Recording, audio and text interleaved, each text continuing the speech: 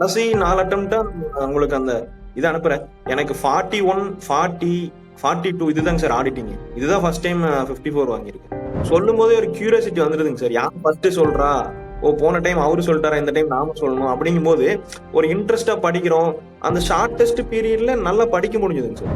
இப்போ அந்த கிளாஸ் 2 ஹவர்ஸ்னா அந்த 2 ஹவர்ஸ்ல எஃபெக்டிவா அந்த 2 பேரனா 2 பேராவை படிச்சு ஒப்பிக்கும் போது கான்ஸ்டன்டா உள்ள மெமரியில ஆச்சு.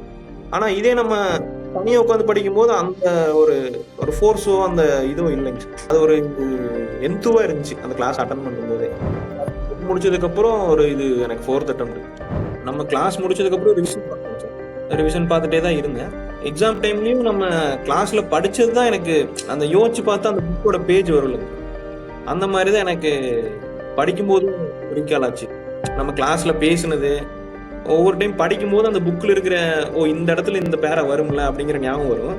எனக்கு எப்படின்னா கிளாஸ்ல இந்த இடத்துல இதை நம்ம சொன்னோம்ல, அதுதான் அங்க லேக் ஆனோம்ல, இங்க படிச்சிட்டோம் அப்படிங்கிற மாதிரி வந்துச்சுங்க சார். எக்ஸாம் அதெல்லாம் உண்மையாலுமே எனக்கு கிளாஸ் போகிற ஐடியாவே இல்லைங்க சார். அவ்வளோ கிளாஸ் போயிட்டு வந்துட்டு உட்காந்துட்டு இருந்தேன்.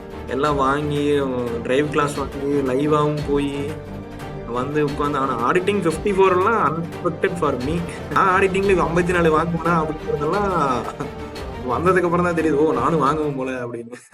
Join focus classes to make it your last attempt. Thank you.